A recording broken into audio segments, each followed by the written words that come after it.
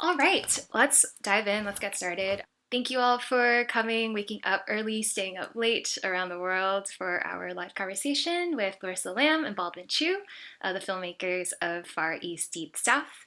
Let's just open the floor, and I'll start off with the opening question of how did this journey start? Like, I know it started as home video kind of vibes, but very quickly it evolved, right? Like, when did you realize this story is much bigger than you? Well, you could tell them why you decided to make it, because I was okay with being at home video. Yeah, by the way, hi everyone. I'm Larissa Lam. I'm the director of Far East Deep South, and Baldwin, who you've seen in the film, he's my husband. So, Oh, good to know. if you didn't know that, and I was lurking in the background for the film and running around chasing my Because you were daughter. she was officially babysitter. When we first went to Mississippi, she was not the director of the movie. She was babysitter.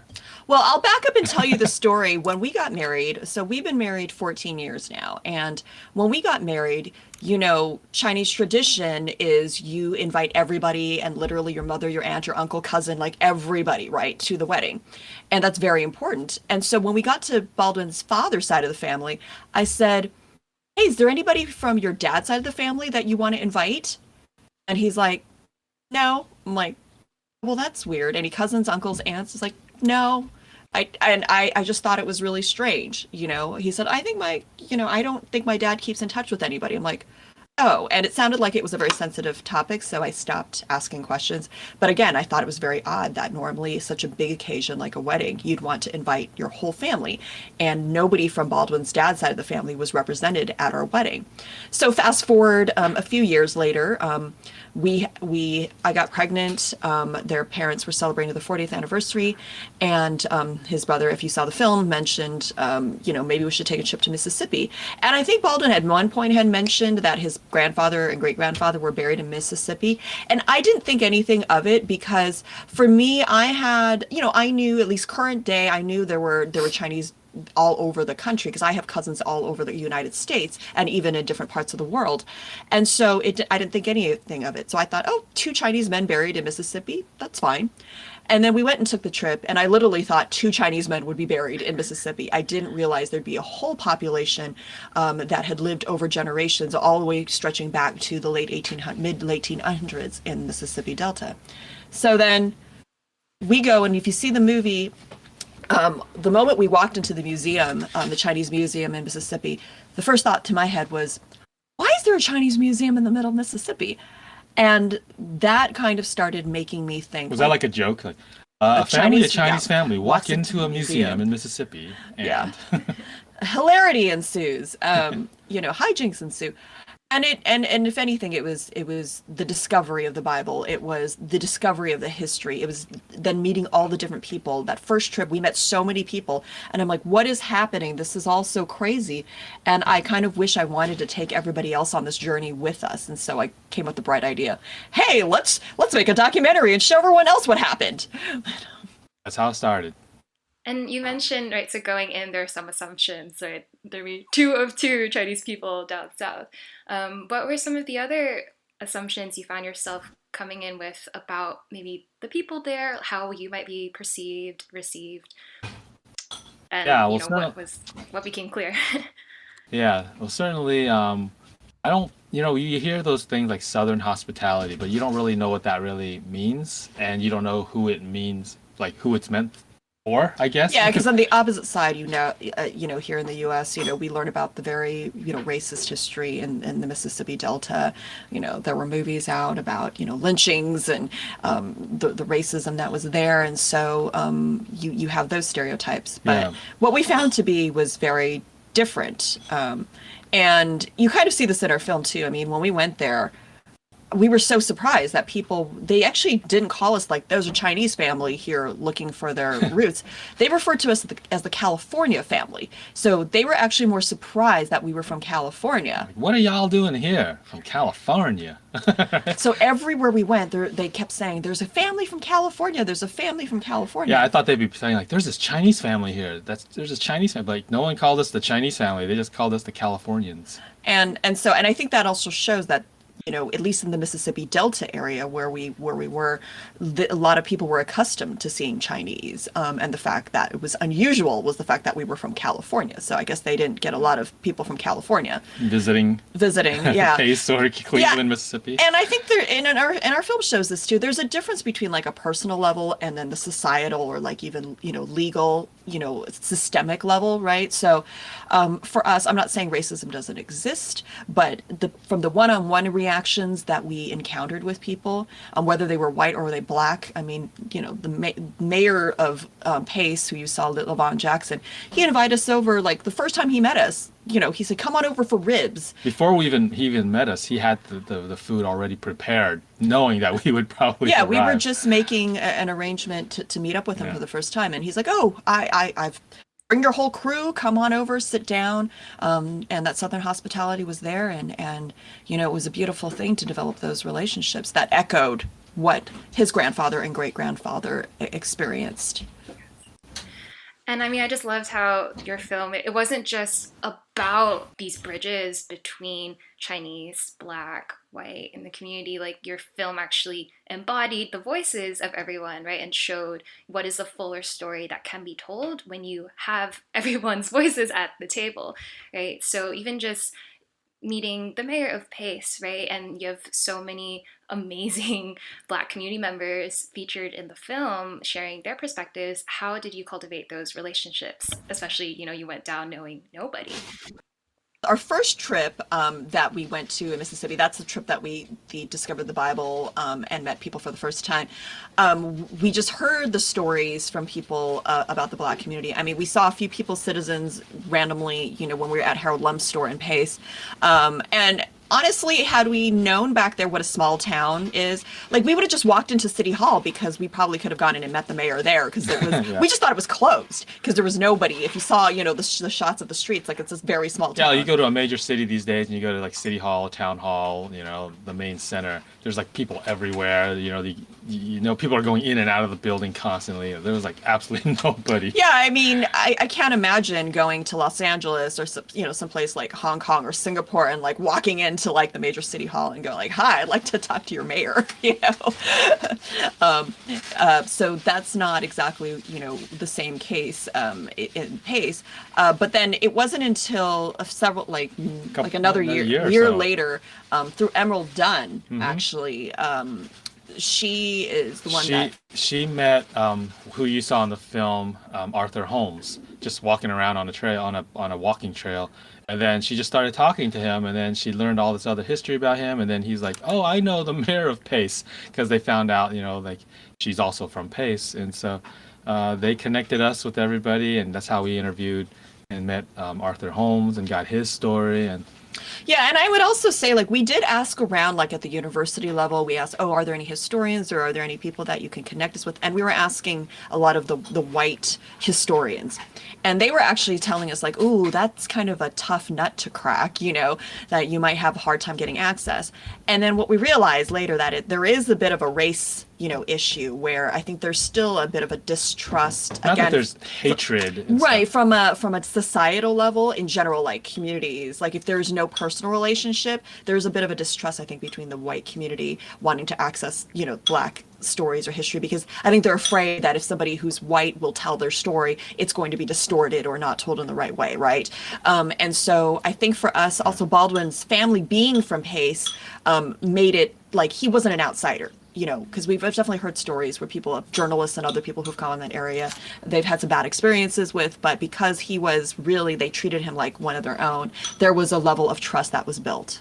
Yeah, and I think they just didn't have a real interest in sharing with other people either. So or had a real interest in like continuing that dialogue even with, between white and Black communities. They just didn't really care to talk about it anymore. So when we came in, kind of like that Chinese family come in, I think it took a while before, like, we decided let's just go in there and ask ourselves. And we were surprised. Like they actually thanked us for asking them. Yeah, because no one has ever asked. Because again, sometimes maybe it's like when you like somebody, it's like, oh, you think they don't like you, and you never ask them, out, and then you find out when I don't know.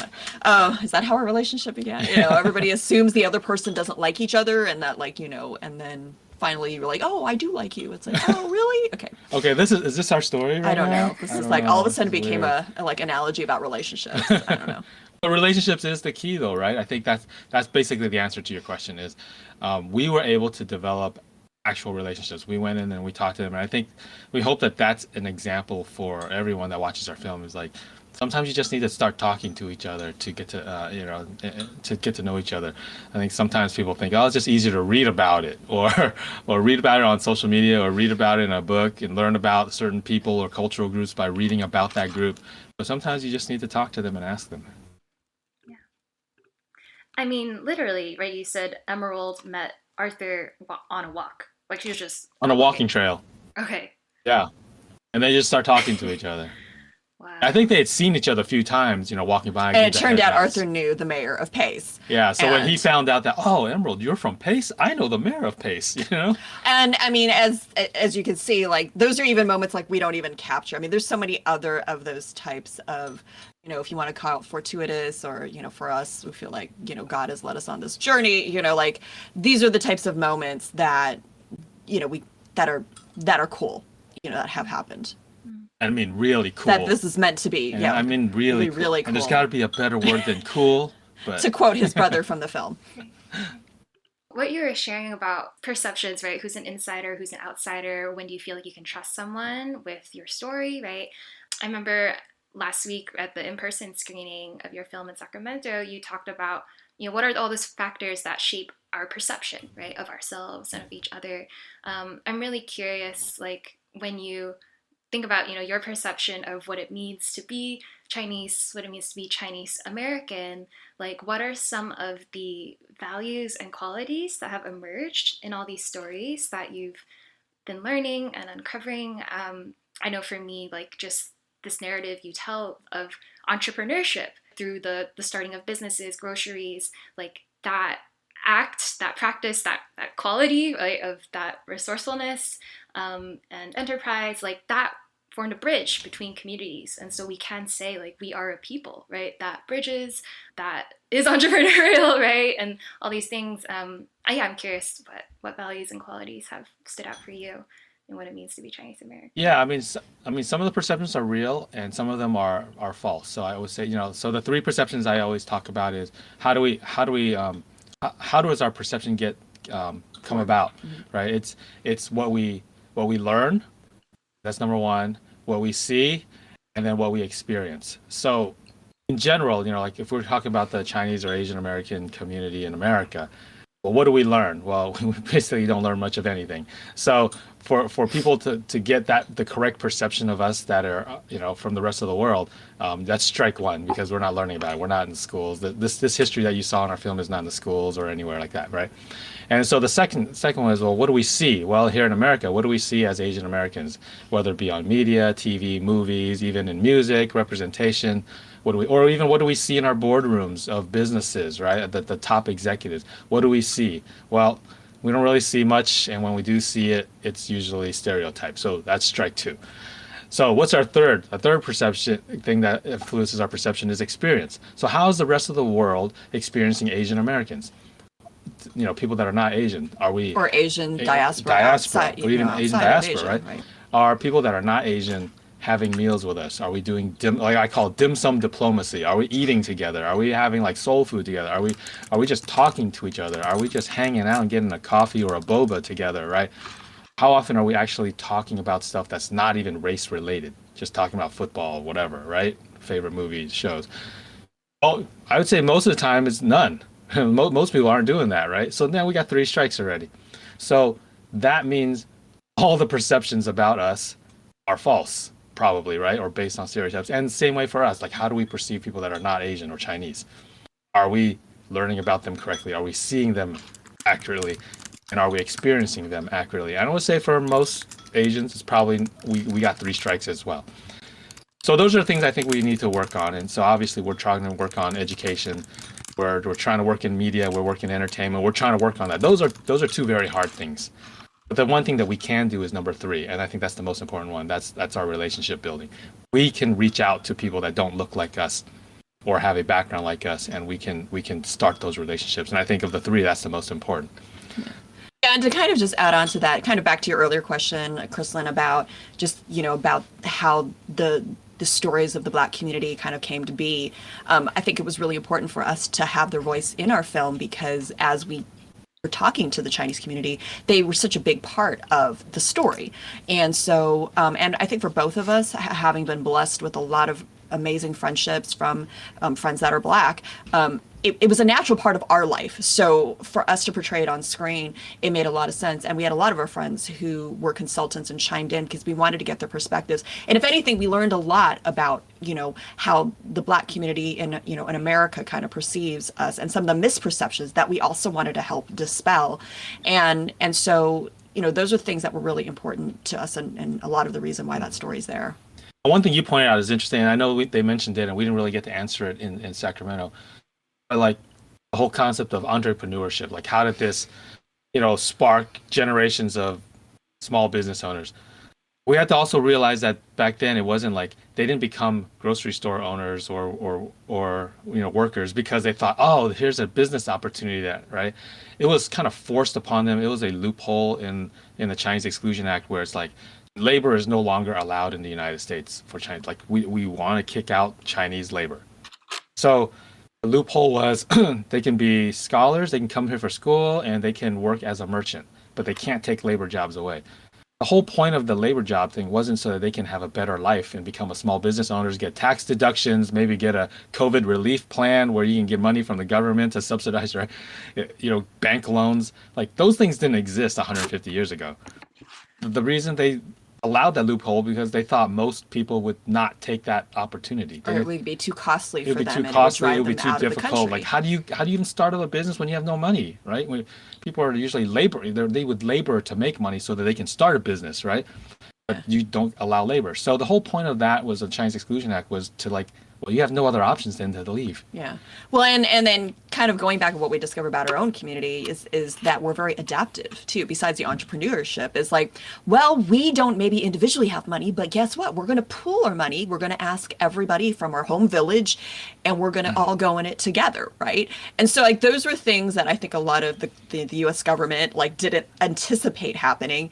And I mean, even to this day, immigrants in this country, entrepreneurship is a viable path because they don't have maybe access to education because of language barriers. They don't have access to capital and other things that traditional, whether citizens or people who speak English, have. And so businesses and small, are kind of the way and the path for a lot of immigrant communities.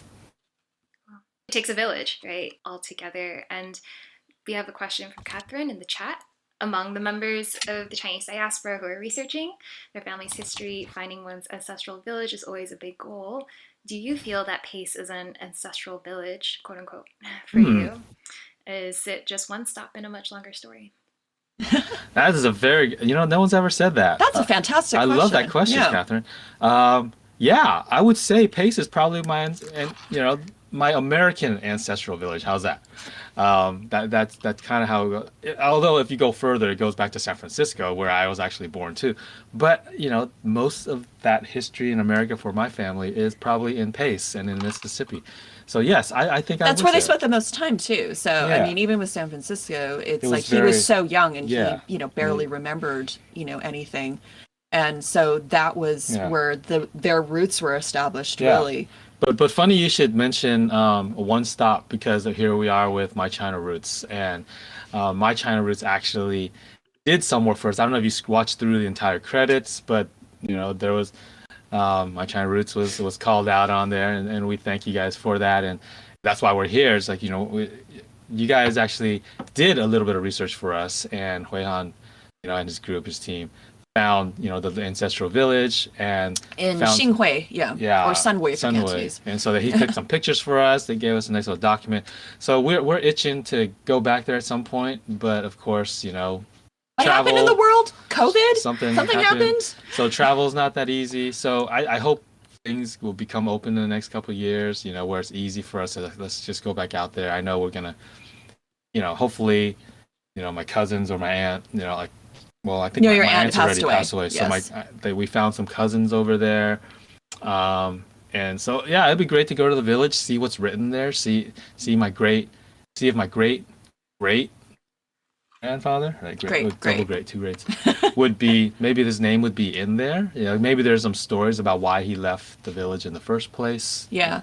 And to just add on to that, I mean, about it being like one stop, I mean, one of the other things that we didn't necessarily share, it was named maybe brought up really quickly at the end of towards the film, is we've discovered through the documents at the National Archives that his great grandfather Charlie Liu, before he went to Mississippi, he went from San Francisco down to New Orleans and Baton Rouge in Louisiana, and so we haven't gone there to explore. We don't know how, we've done some initial like research, but we'll see if we can find anything else in terms of his time in Louisiana. Hopefully later this year. Yeah. That's amazing. Like, there's all this post-migration history, but then, like, what happened pre-migration, right? And of course, going back and forth. There was a question that came up last night, looking for a little bit more clarity about, like, where exactly was your father born? Like, what was his experience, growing up? When did he come over to the U.S.? And then, I guess, after that, we have a question about how is your father doing now, right? How has this whole journey affected him and even your relationship with each other? Well, yeah, so he definitely was born in China. He mentioned Sunwui being the village, and he came over when he was about 14 years old, something like that. On the SS Cleveland. On the USS Cleveland. So yeah, definitely he spent his first 14 years there. Any other details about that? I guess, Yeah, and according to him, because, I know most of you all know this geography, so we can share this, but, back in those days, that was he was born in 1938, so that was pre-49. So he said he would actually go back and forth between Sunwui and like Hong Kong sometimes. Right? So there was obviously much more freedom in terms of movement. And so he ended up actually leaving Hong Kong and migrating. His grandmother brought him. They were already in Hong Kong. Yeah. When he was around 14 years old. Right. He was about 14 years old. And so what happened was, and again, I don't know the exact like year by year, but because of the communist takeover and kind of closing, so to speak, the gates in like 49, that's part of the reason why his mother and his sister kind of got stuck in China, while he and his grandmother had already made it over to Hong Kong, and so Hong Kong was the port where they were leaving to come to the San Francisco. Got a little complicated, but yes, since I know most of you are knowledgeable about some of those geopolitics, we can kind of share that with you. Oh, and then the other question was like how that affected my father and how he's like, how's he doing? Was that the question? Yeah. Yeah. So my dad, I mean, it's funny. Like in the movie, we say like, oh, we want to explore this because my dad was getting older, getting slower. Well, he's even more slow and more old now. I mean, his health he's doing the best as he can right now, he's got some health issues. Don't have to go into details, but he's trying to keep upbeat and trying to, stay with us for as long as he can. So you guys can keep him, if you guys keep him in your thoughts and your prayers, we definitely would appreciate that. We're hoping that he is a year of the tiger, so this is his year, and we're just praying that this is a great year for him, right? And that he can be here the whole year. He'd love it, and I think actually when you saw him in Sacramento, I think that's probably his first great moment of the year, right? To be able to go out. Yeah, he hasn't really been going for the out. last 2 years, right? I mean, he was happy to see our film on PBS on TV, but that was from the comforts of his own home. Yeah, it took my daughter to convince him to come out to see us, to see the film screening in Sacramento in person, and he was like, "No, I can't handle it. My health is too difficult." But he toughed it out, and you saw him there.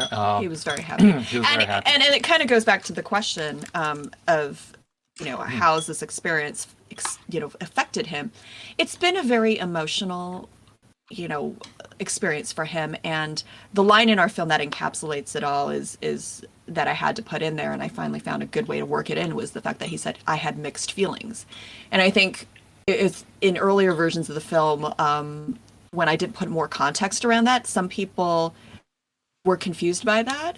And it's interesting because I think people that are Asian, I think maybe understood that a little bit more, about having parents who don't always express how they feel. But I think from people that don't have an Asian heritage or have very, immigrant parents, they had a hard time understanding what that meant. And he was very conflicted because in one side, we took him to Mississippi. He thought he was abandoned as a child. And maybe his parents had, told them, or I know a lot of times, Chinese families, they're very like, well, this is just the way it is. Like, they don't explain anything, right? Like, what happened to grandpa? Well, he's just not with us. Okay. You just have to accept the facts that you're presented. And so he never got, I think, a lot of explanation growing up. And for us to actually have him understand and the things that he discovered that his father really loved him, to hear such wonderful things about his father, I think was very healing, but at the same time conflicting, because all these people got these wonderful memories with his father, and he never got them, right? He's kind of like it's bittersweet. Living vicariously through the memories of all these older people. Yeah. And having to reconcile your whole life, thinking one way, right? Like that he was 75 when we went to Mississippi for the first time. So 75 years of his life, he might have harbored resentment and bitterness towards his father because he didn't have one. And then all of a sudden to discover this new information, it wasn't an overnight, change. It's taken him, I think, these last 7 years from the time we first went to Mississippi to process a lot of it. I think he was older than 75. He's like 77 or something like that. Somewhere around there. Yeah. Oh, yeah, maybe a little older. Because he's turning 84. Right, so 76 or 76, 77. So, he just needed time to process it. And so he cries every time he sees a movie. He's seen it probably like 15, 20 times now. So I think he's in a much better place than he was. But it's been challenging. Yeah, healing generational trauma does not take an overnight. Right, and it's something we love to talk about as Chinese families, right? Totally. Great dinner time talk. Yes, we have a lot of sarcasm here. So yeah, no, I think it has been very healing. And if anything, he has been a little bit more open. He says, I love you now, and he hugs you. He does. That's weird. He didn't do that before. He did not. He cries a lot now. His mom always says, it's like, he's always crying. He didn't cry before. Like Edwin. Oh man, you're recording this. That's probably. Edwin, his brother, would say, and we didn't include it in the film, but at one point he said, he'd never seen his father cry until we were in Mississippi, and he found that Bible. And now he cries all the time. Yeah, well, not all. Not all the time, but like But compared to before, it seems like it's all the time. He's still very reserved and guarded. Yeah, don't get me wrong. He's not. His personality hasn't completely changed, but he has opened up a little bit more. Yeah. Connected to his own emotions now. He moved through that grief and that pain. One of the funniest bittersweet moments, right, is when your father's kind of blaming you for not being curious enough as a kid to ask all these I saw that in the thread. Right? You guys. And your mom's like, nah, like you were the one with reservations. It's your fault. I know that's a very just navigating that burden of silence, right, is a very common challenge that a lot of us here face in our family history conversations. I'm just curious, any advice or anything you'd even want to tell yourself, a couple years ago, knowing what you know now? Don't let Baldwin ask his dad questions. Yeah. It's kind of true. He wouldn't tell me anything. And then so Larissa basically kicked me out of the house. She went up there. She said, hey, Dad, let me just ask you some questions. And then I wasn't there. I think, how long was I gone for? A couple hours. Yeah. Yeah, she basically said, get out of the house. And then I come back and she's like, oh my gosh.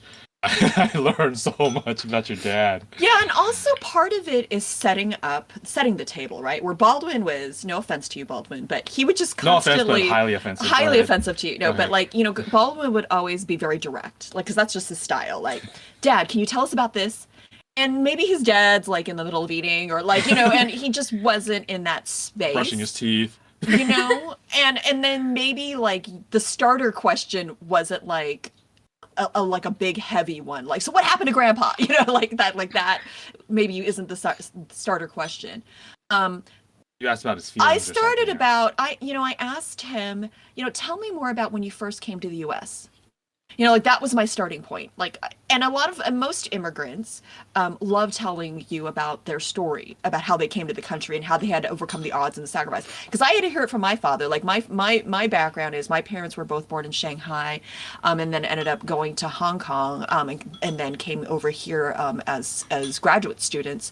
And so my dad he didn't know anybody. His English is good enough to get by, but like he didn't barely had any money. So I heard the story growing up all the time about what a struggle it was to be an immigrant in the United States, knowing no one, having nothing.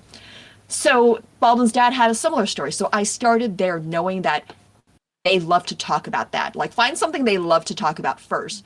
And then that generally leads to the other questions. Oh, okay. So then what, oh, so your mom and your sister were back in China. So you start with the point that you want them to continue on. And I think you affirmed him a lot too. Like, I feel like maybe when I taught him, he would feel like I was judging his responses, but like you would affirm, like whether it was good or not, you would just affirm him just to like. Yeah, not making judgments on. Kind of like not egg him on, but like kind of encouraging him. Yeah, to affirming, keep on going very with the story. Exactly, and really to be a good listener, And a lot of times, they like to just talk. What I found out, yeah, like once you get them talking, because I think the question is how do you get them talking?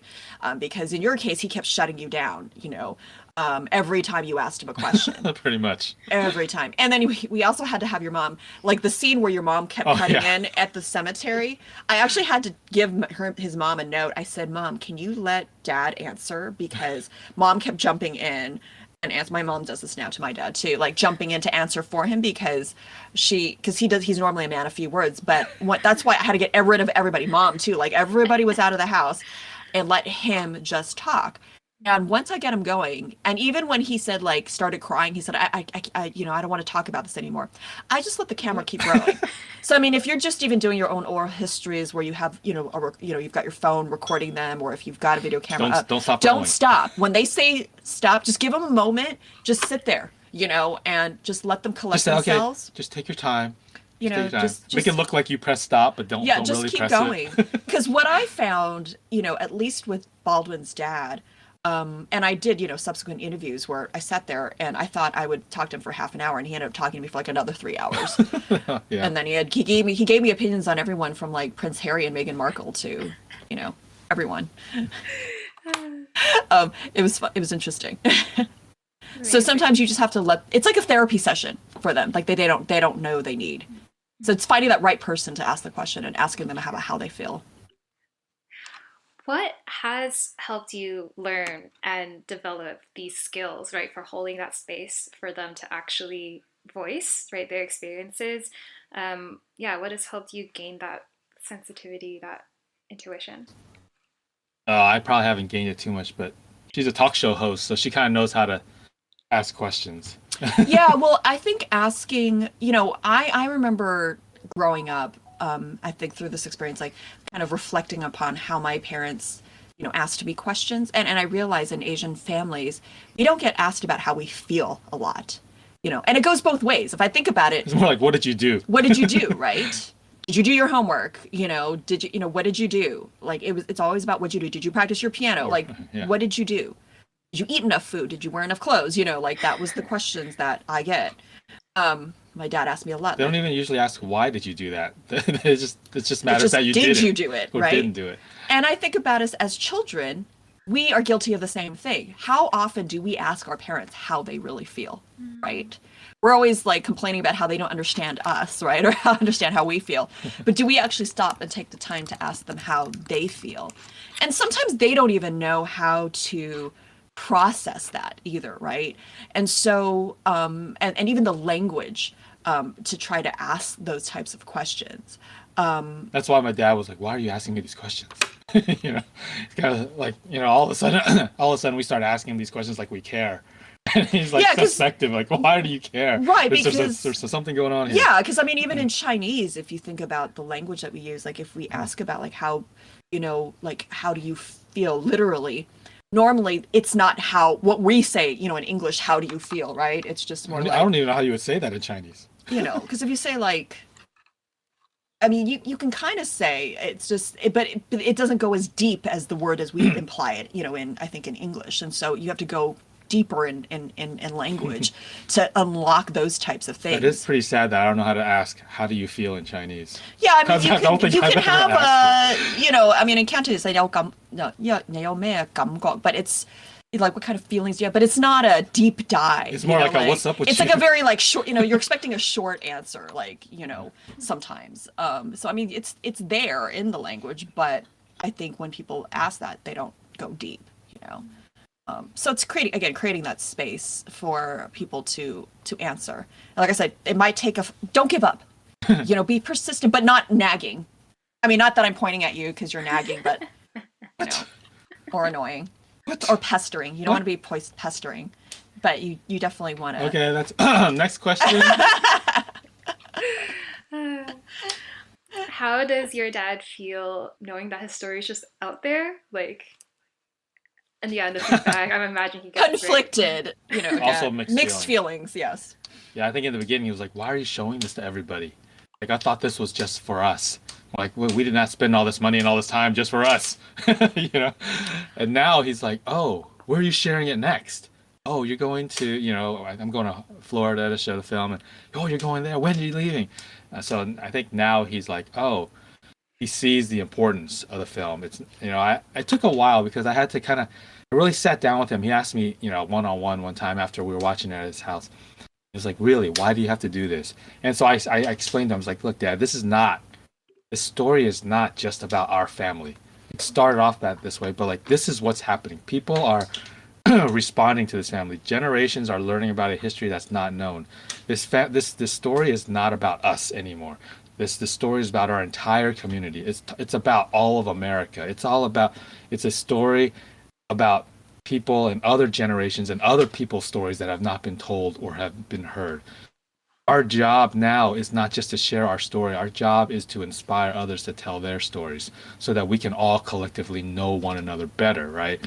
And so as we continue this conversation, he just sat there, didn't look at me. He looked straight at the screen. I was looking sideways. He didn't look at me. He just listening and nodding. And then finally he just looked at me. He was like, "Okay. Oh." That was the only answer. Like, he's so used to like having to argue with his father, and he's like, "That's it." He's just like, "Okay." Yeah, like even when we got to get him to go to the screening, at some point he relented because our daughter asked him, and he's like, "Okay," because I think this is how he is. Like, I think deep down he always wants to. It's just like even him sharing that gravesite scene again, where he's talking about like, "Oh, you guys didn't want to learn about it," and he was making excuses like on them, but I think deep down I think he always wanted to share, but he just didn't think for whatever reason that like, oh, he should or felt comfortable with it. Yeah, and yeah, he's just a funny guy. Yeah. Well, I just want to echo Blossom's comment in the chat of so much gratitude, right, to your dad for sharing, for being vulnerable and opening up. I'll copy that. Yeah, putting words to things he's send it to his WhatsApp. Processed. I was going to add one more thing. I think one of the things that he struggled with in terms of like having the story out there is, there's this, I think, perception in our community that you only want to put up like the people that are famous or rich or that their stories matter, right? Even if you're learning about history, you're only learning about like the big wars or against significant figures, presidents, and those types of figures. And so he's like, "I'm nobody. Why does my story matter?" And I think that's kind of the wrong view to look at all of our stories and family histories, because again, built into family history is the word history. And sometimes we think it's just for us, but honestly, all our collective family stories and histories make up history. And the fact is, if we don't tell our histories, that history disappears. And even from a local standpoint, whether you're Chinese diaspora in California or Mississippi and Australia, UK, Singapore, or you're in China, you're in Hong Kong, Macau, wherever you are, like those localized stories and regional stories matter too. And for us in the US especially, it's like, that's why we don't learn about it now in our history books, because our community, the other communities haven't asked us, but our community hasn't also volunteered them, in the past. So it takes an effort, for us to also be willing to share these stories and capture them. Yeah, I mean, building off that, like, how has this journey informed how you go about sharing your family history with your daughter, the next generation. Catherine's also asking, are you taking steps to preserve these traces besides this documentary? Yeah, well, definitely our daughter is, um, she enjoys history. I grew up not liking history. I hated history class. Same. I think, we always say, like, I think it's because we didn't feel like U.S. history was relevant to us because we were never part of that story. I think Even now, though we were born here and we Yeah. grew up here. yeah, but even at that point, like, oh, my history's only 16 years old. Like when I'm in high school, right? Yeah, it's a But bunch of white guys in wigs in the Revolutionary War, like.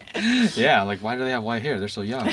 But it's like, but then now after finding this history and learning all over these years and then studying more Asian American history, not just the Chinese, but other ethnic Asians, it's just like history now has become very important to me. And and I think as we shared it with our daughter, it's been important to her. She likes to say like she wants to be a historian. She loves history. She reads all these autobiographies about people in our history, and so we're trying to convey to her that her past is important because um, it's gonna help her understand where her future can go. And I think even for me growing up, because I didn't know my history, I honestly feel like it hindered where I thought I could go in the future. Not thinking I had nothing, thinking that I had nothing in the past here in this country made me feel like the future only had limits, right? But now I feel like after understanding this more, I feel like, man, this next generation, there should be nothing limiting them. There, it's sad that there are so many opportunities still for Asian Americans to be the first Asian to ever do something in America. It's so sad to think that because look at how many years we've been here in this country. We should have accomplished so much already, right? So, for people to still say like, I'm going to be the first Chinese American woman to do this. Like, there's still something. So I'm hoping my daughter and her whole generation, after that generation is over, there'll be like no more firsts. Like everyone has done it already, right? That's what I hope. Yeah. And it kind of like the second part of like Catherine's questions about what are we doing to preserve old photos and, records and stories. I think I'm a little bit more likely to save more stuff, even though before I was trying to get rid of. I mean, I think there's been a minimalist movement in terms of like purging and, Thank God they did not Marie Kondo yeah. that yeah, the archives, and I have a greater appreciation for archivists, right? Or just understanding like those personal belongings. Like we were at a museum in the Illinois area, the Naperville, and Chrislyn, you may know, I don't know if you know, but the Naper settlement. So, and they had just gotten a grant to start collecting a lot of artifacts from the Asian community because there's a big Chinese and Indian, immigrant population there. And so they said somebody donated their old rice cooker. And, we're all probably sitting there going like, who cares about a rice cooker? Everybody's got a rice cooker. But it's like one person's trash is now somebody's like history. Historical artifact. Yeah. Or even you look at the Chinese museum in Mississippi, like somebody's old desk is there. One of our friends, Gilroy Chow, is in there. His old desk is there. It's like all those things in the museum belonged to somebody at some point in time. And so now I have to look at, some of the things that we have to preserve. It's not just about the important, quote unquote, what we think are the important things, but even some of those everyday things.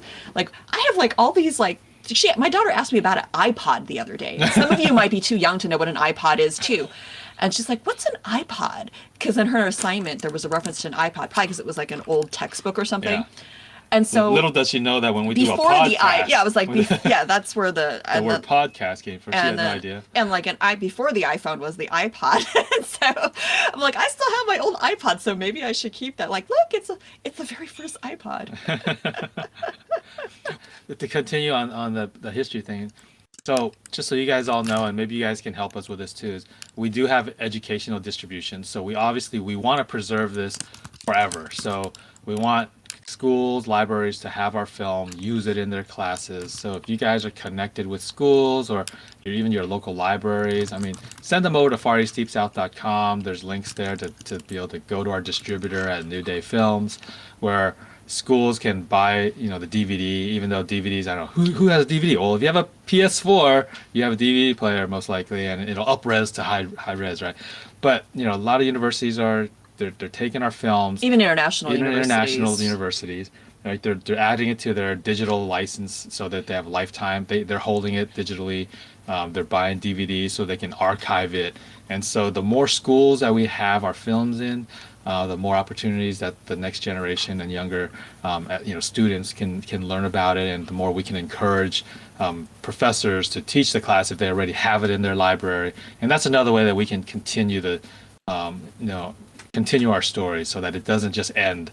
After this story, as if we move on to another projects, it doesn't end. Right. Or even, as I was talking about with the neighbor settlement in Naperville, Illinois, it's just like, if you, on a personal level, like if you, want to get in contact with your local museums, you want to get in contact with local libraries.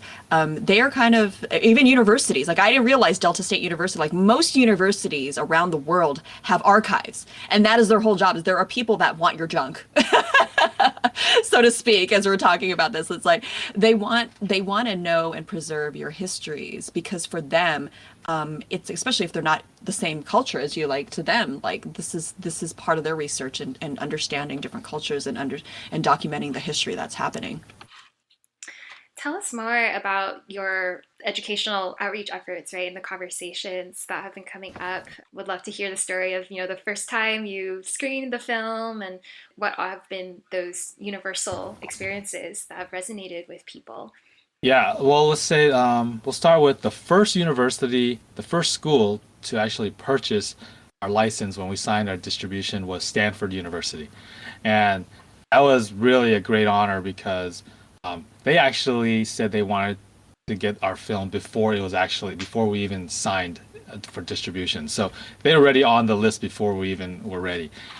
So that was a really great encouragement. Of course, Gordon Chang played a big part in that because he's history professor. He's the history professor. Yeah, and he's in our film, and he's at Stanford.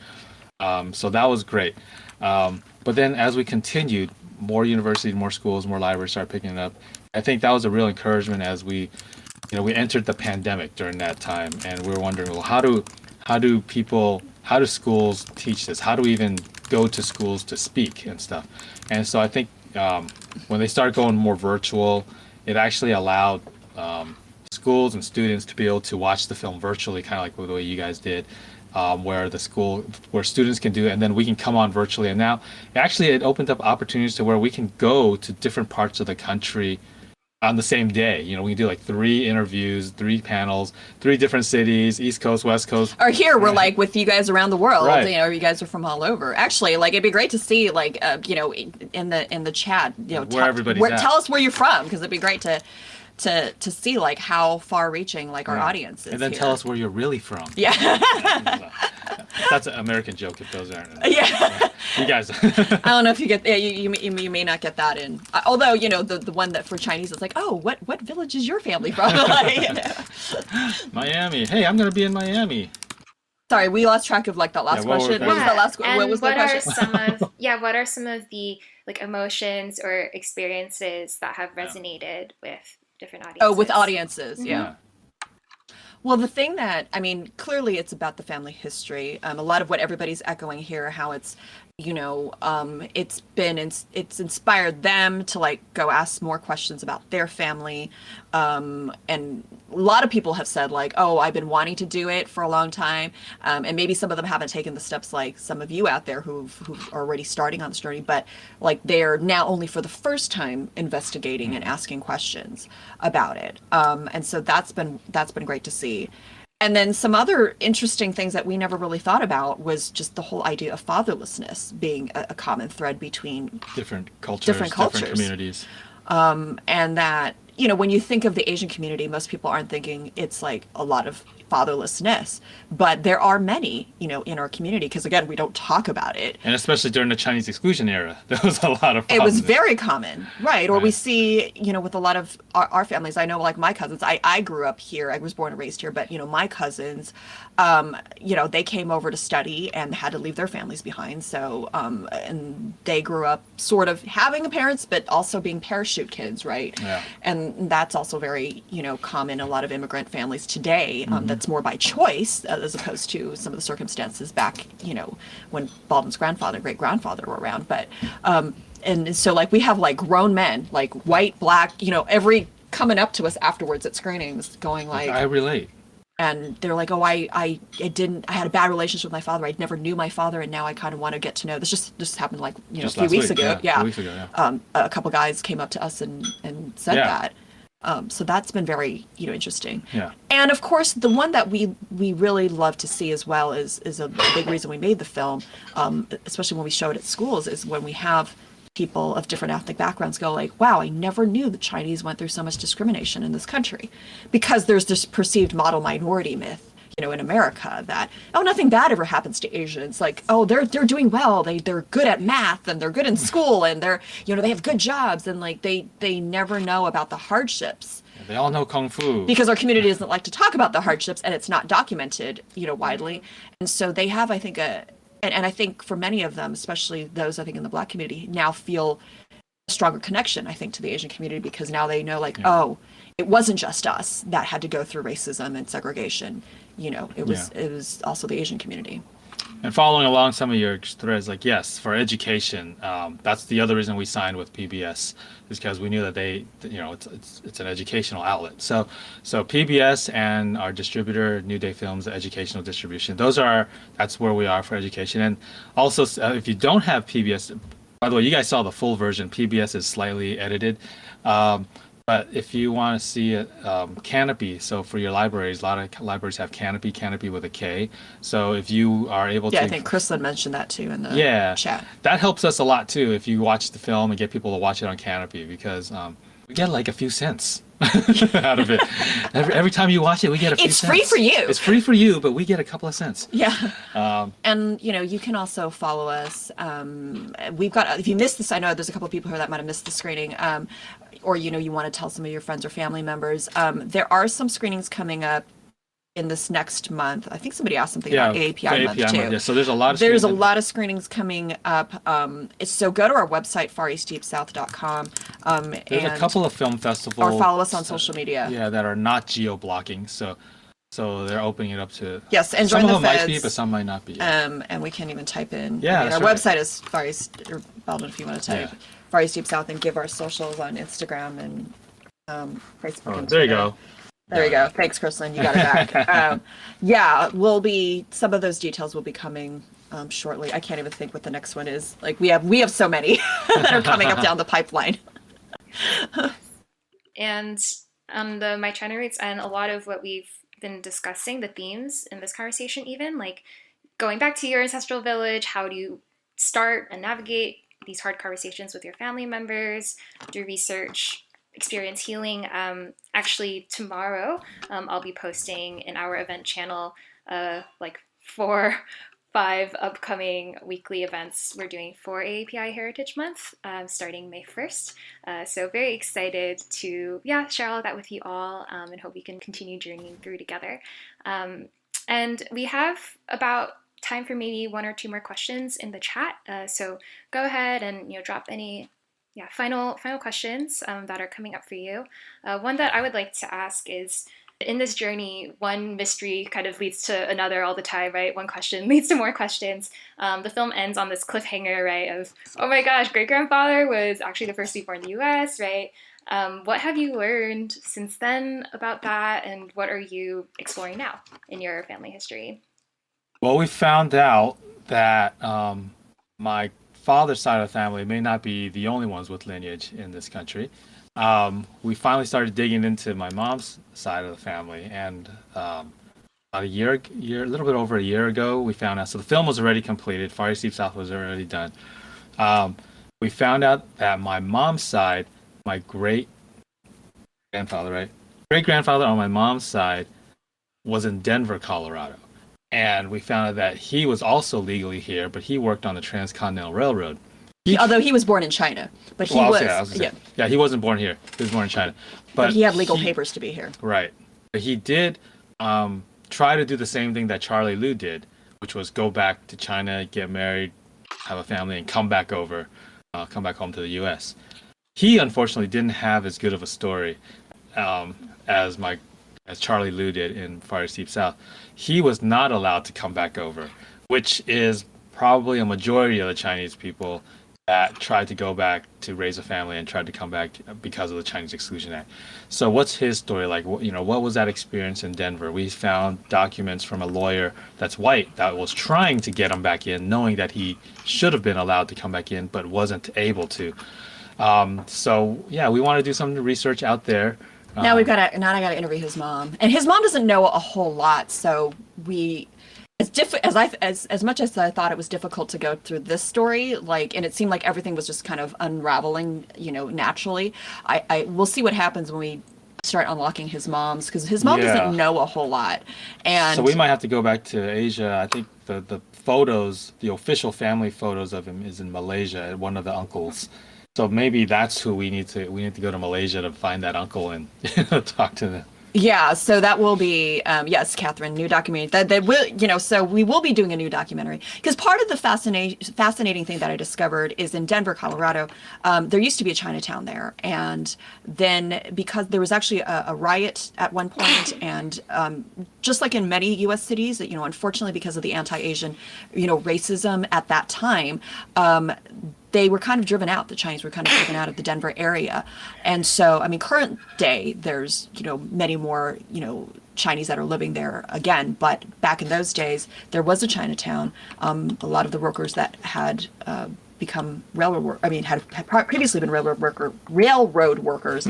Gotten that. Try saying railroad workers like 10 times fast. It's very difficult.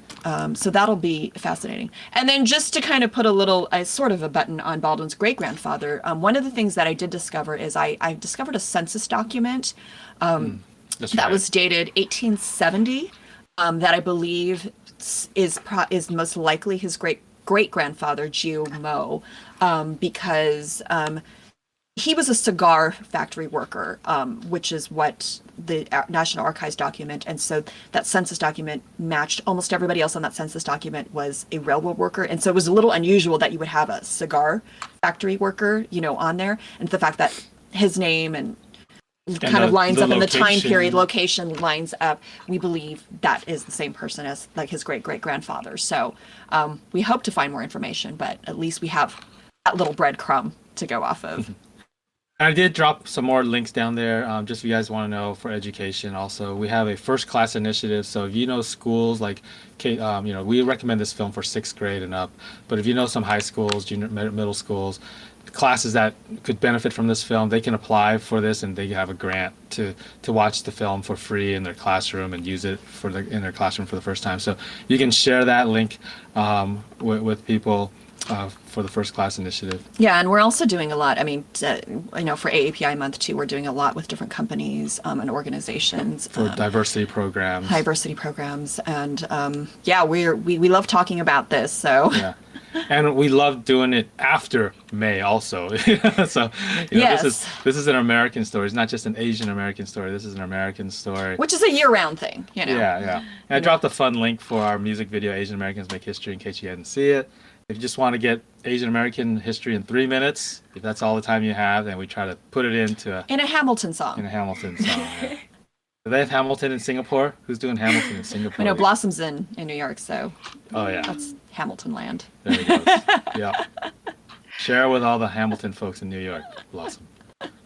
Loves Hamilton so much. Well, thank you both for taking this time with us to share the bumps, the breakthroughs, and upcoming breadcrumbs of your story. And I guess as we come to the end of our time, is there any last thoughts, wishes, questions, even for us? I haven't heard the voices of anybody other than yours, Chrislyn. Not that we mind your voice. Coming off mute, folks. I'll come off of mute. I don't have anything really specific to ask. I feel like I asked all my questions. You guys were very, very thoughtful and shared just so much detail. I really appreciate it. I just wanted to share my thanks for you guys being so open with your story. My personal family history is also kind of similar in that, like, my family goes way, way back in San Francisco, and there's a lot of sort of meandering documents and some sort of dead ends and a lot of family members that don't like to talk about stuff. And, I really resonate with it. I think there's a lot in there that's very common to the Asian American experience. So thank you. Oh, thank you. There's a lot of Brunos apparently in the Chinese. We don't talk about We Bruno. don't talk about Bruno. Who knew? Maybe Encanto is basically, symbolic of every, culture's family, right? Who knew that all our great-great-grandfathers' names were Bruno? We just don't talk about it. No, thank you for being here, and for everyone's great questions as well. I would just say continue to do the research. Don't, and finding those people outside your family too, right? Those threads. I mean, that's how we unlocked a lot of ours. It was through the kindness and the most random people like you don't even think of, walking in. I mean, that's the one thing, and I'm sure, and I know My China Roots talks about this. It's like there's entities out there on a local level, especially in the U.S. That keep records. Like, I just didn't know, like, our U.S. government actually keeps a lot of records, especially if they're regarding laws that are discriminatory. like that is apparently, they preserve things that have historical significance. They don't keep all records, but there's a lot of records that people do have on a local level, city, state, national, federal, or even embassies. So try to find them all. All right. Thank you so much for sharing your wisdom, for making this documentary. Wishing you all the best in the next chapter and what you uncover. And we look forward to having you back to share more in the next chapter. All right. Sounds good. Thanks. Thanks for joining us. Thank you. Thank you, guys. Bye, everyone. Bye.